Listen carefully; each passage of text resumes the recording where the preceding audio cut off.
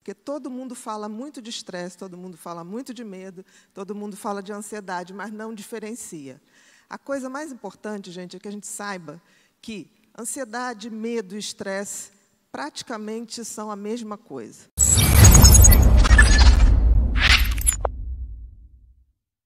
Mas hoje a gente vai falar de outra coisa aqui, gente. Hoje a gente vai falar de ansiedade.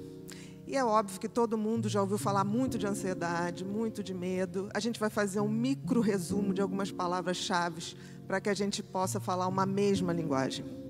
E que linguagem é essa? A linguagem do medo, ansiedade e estresse. Porque todo mundo fala muito de estresse, todo mundo fala muito de medo, todo mundo fala de ansiedade, mas não diferencia.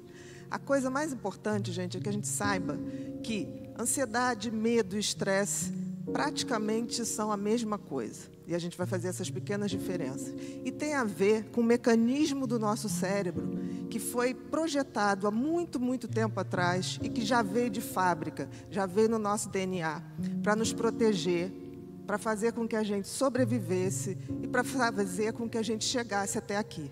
Certamente, se não houvesse o mecanismo do medo, da ansiedade, do estresse, nós não teríamos sobrevivido para contar a história da nossa espécie e não estaríamos aqui. Com certeza, não estaríamos aqui. Então, estresse. O que é o estresse? O estresse é o mecanismo, são as alterações bioquímicas que acontecem no organismo quando eu presencio, quando eu vivencio uma situação de medo ou de ansiedade. Medo e ansiedade são a mesma coisa, são primas e irmãs, são as duas faces de uma mesma moeda. A diferença é que o medo, eu tenho exatamente o que me causa essa reação de fugir ou de lutar. Por exemplo, os homens primitivos tinham medo de animais maiores e que eles tinham que sair para a caça. Então, isso é medo. Ansiedade já é um medo subjetivo, não é algo que eu diga, eu tenho medo disso. É que nem, por exemplo, pessoas que dizem que têm medo de barata. Eu nunca vi uma manchete de jornal dizendo barata mata a mulher apaulada depois que ela identifica ela na pia. Nunca, não existe isso. Mas por que isso ocorre? Porque esse mecanismo do medo, da ansiedade e do estresse está tão bem marcado no nosso cérebro, porque a gente tinha que sobreviver. E sobrevivemos. Um mecanismo absolutamente perfeito. Aí a gente vai perguntar agora, bom, e agora? Quais são os nossos medos? Qual é a nossa ansiedade no mundo moderno? Mudou.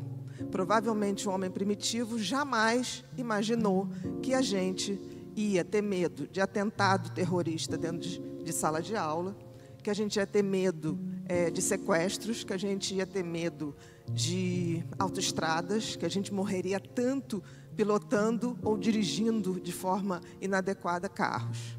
É óbvio que a gente vem evoluindo, mas o cérebro da gente ainda mantém esse circuito de sobrevivência, de alerta de perigo, praticamente igual.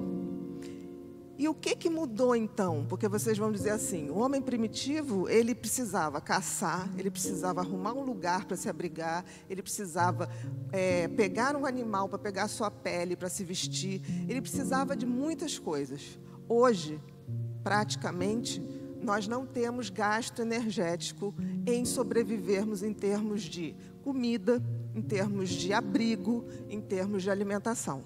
Eu nunca vi ninguém no supermercado matar uma galinha, levar para casa para poder preparar. Ela já está lá fatiadinha, né, para que a gente tenha esse conforto. E por que então que a gente vive adoecendo de tanto estresse, de tanto transtorno de ansiedade, como pânico, como toque, né, como ansiedade generalizada? O que aconteceu? Se o nosso mecanismo de alerta, que era tão preciso para quando éramos homens muito primitivos, lá no período paleolítico, neolítico, o que aconteceu se hoje a gente não tem tantas ameaças? Uma coisa aconteceu. O cérebro da gente ganhou um novo designer totalmente revolucionário. A gente tinha um cérebro, se a gente for lembrar dos macacos, com um lobo frontal, que é a testa, bem estreitinho. E hoje a gente tem um cérebro com uma testa um pouco mais alongada e o lobo frontal cresceu e cresceu muito. mas ele cresceu para dentro. Ele se curvou e entrou por dentro do nosso olho. E isso é fantástico. O designer que nos projetou é um gênio. Por quê? Porque senão nós estaríamos na rua com cabeças de manga, com o lobo frontal para cima. Esse lobo frontal, gente, é o lobo da inteligência, né? Antes ele era menor, a gente vivia muito mais instintivamente. A gente vivia de ver ou perceber perigos em todo lugar. A gente vivia em função dos nossos sentidos e dos nossos sentimentos. Com a evolução do lobo frontal, nós passamos a viver muito mais do nosso raciocínio, da nossa cognição, da nossa inteligência. Mas o que aconteceu? O cérebro mudou, mas parece que a gente é que não notou o que a gente tinha que fazer. Qual era o sentido da vida para um homem primitivo? Sobreviver. Qual é o sentido da vida do homem moderno? Ele tem toda a inteligência a seu favor. O grande problema é que a gente não sabe qual o sentido da vida, nem o propósito da vida.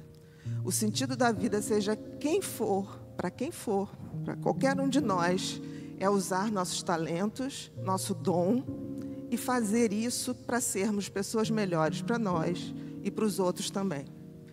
E o propósito é compartilhar isso com o máximo de pessoas. Então, o propósito da nossa vida é dar sentido a ela. E nós não temos feito isso. Nós estamos vivendo exatamente como viviam nossos ancestrais, tendo medo de tudo, querendo controlar tudo. Nós ganhamos inteligências, mas queremos controlar o mundo. Não vamos controlar o mundo.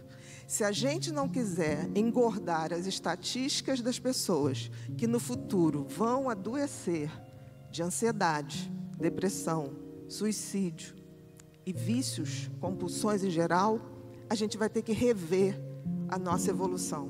E vai ter que entender que a nossa inteligência tem que ser melhor usada. E usada para que a gente possa, de fato, evoluir.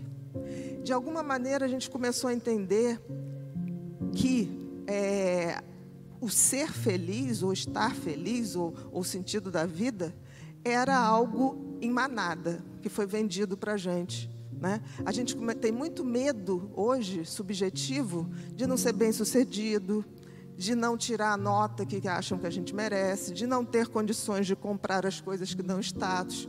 Mas a gente esqueceu que esse não é o sentido da vida.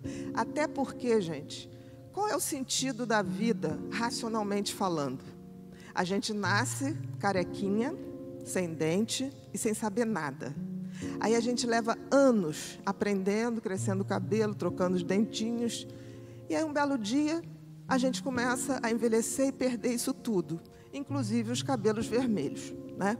A gente vai deixando os cabelos brancos, a gente vai perdendo dente, a gente vai perdendo também o nosso conhecimento acumulado. Qual o sentido lógico disso? Nenhum. Nenhum sentido. E isso significa que, de forma totalmente burra, a gente continua acionando os mecanismos de medo e ansiedade como éramos quando éramos homens primitivos.